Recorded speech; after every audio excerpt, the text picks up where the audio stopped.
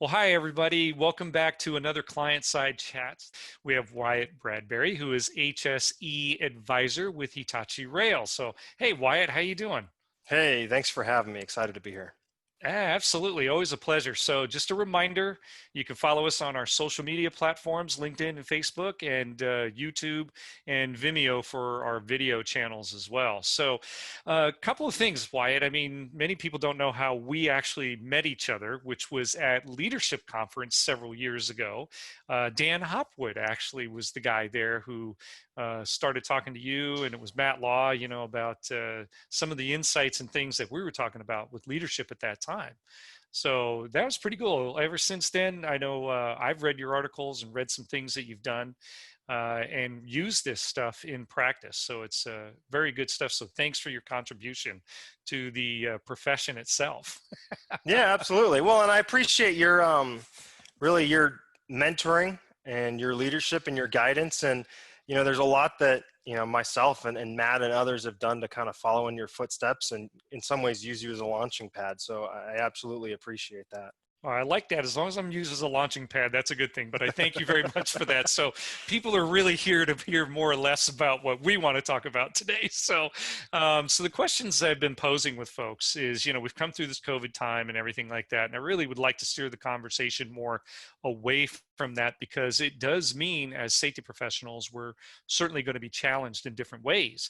Yep. So, what do you see coming into the future with this? Now that we're understanding we're going to have to live with this for a while and kind of adapt and move forward. So, what are your thoughts on that? Well, I see a ton of employee engagement. I mean, safety's kind of been injected into society in a way that it's never been before. Mm. Um, and I think at least in my company, one of the things that we're trying to do is direct all that energy away from kind of a fear-based safety really into a positive risk management-based safety. And really from this idea of, okay, PPE is the be all end all, okay, PPE is one of the factors. And that's really pushing us to look at the kind of this concept of every employee is a risk manager. And we're really trying to manage our risks. And we're getting employees engaged in the process, and then we're immediately kind of injecting in this idea of, hey, hazard analyses, risk management, risk analyses, plannings, evaluating our controls, and kind of using this momentum of safety being in the conversation to really push our company forward. That's pretty good. And I mean, that's an interesting concept of everybody being, individually a risk manager. I think it's something as safety professionals we try to attain, to get that kind of engagement with employees. But, as we're moving forward on this stuff and how you might get there, yeah, I would imagine situational awareness is going to become part of the routine, I guess, or part of a tool that would be used to be able to get them to that level. What do you think? Well, I think for us, we focus really on our job briefings. Hmm. And it's a lot of focus on job planning. So have we sat down as a team with our operational leadership, our field employees? Have we done a risk analysis? Have we done that risk assessment? Have we evaluated it step by step and planned that work? And then from there, as we get into the field, and that kind of sets our work as imagined. And then as we're getting into the field, we get into this kind of work is done. And especially, working on the rails, you never know walking working surfaces, how much room you have between the tracks and whatever the tree line or whatever it is. Are you working, in a crossing and there's lots of traffic? You don't know what these situations are till you get there. And so that's where job briefings for us are crucial. We've got to make sure that our employees are looking at their situation, engaging in their situation, kind of having that on-site job briefing. And then the big thing for me is, okay, we've got work as imagined, work is done. We got to close that gap. So how are Mhm. we then taking that job briefing, bringing it back to the team that wrote that risk assessment, and how are we evaluating that and auditing that and saying, okay, this is what we planned, this is what reality was. Do we need to alter the plan, or do we need to prepare our employees to face a different reality?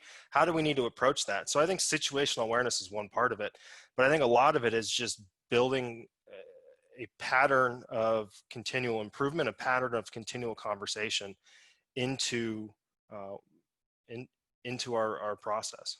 Yeah, and I can imagine. I mean, I know you're very big on the communication aspect, especially within safety.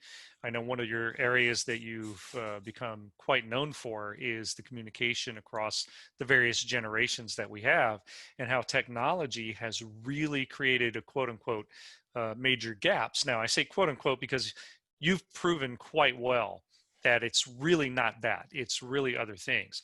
Do you find that to be challenging, as we're moving forward into this, like say with people who aren't as good with the technology as say others who are?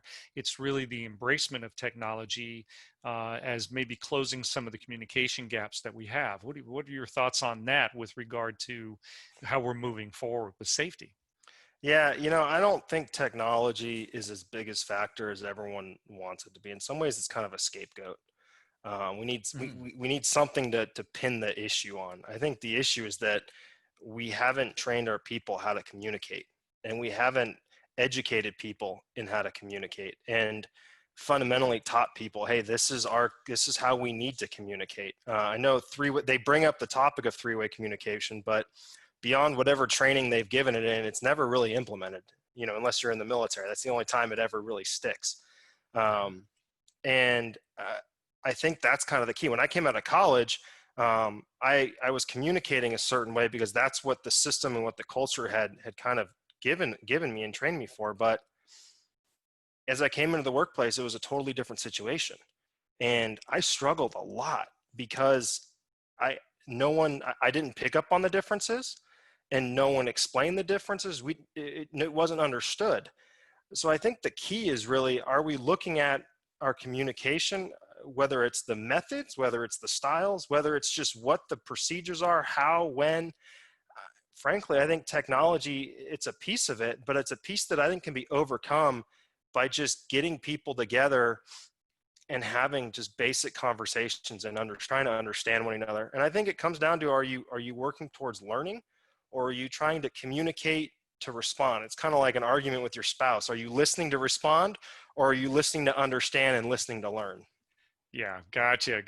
And I find that fascinating here, that when you come out of college, usually communication is understood within classes as opposed to taught as a methodology and a way that you can overcome other things. So, yeah, good points. Good points. So, all right. So, Wyatt, we're running out of time here, but I wanted to thank you very much for coming on here. I know you and I are not clients, but we have worked together in ASSP, and we have some things planned together for the future, which I really look forward to sharing with everybody.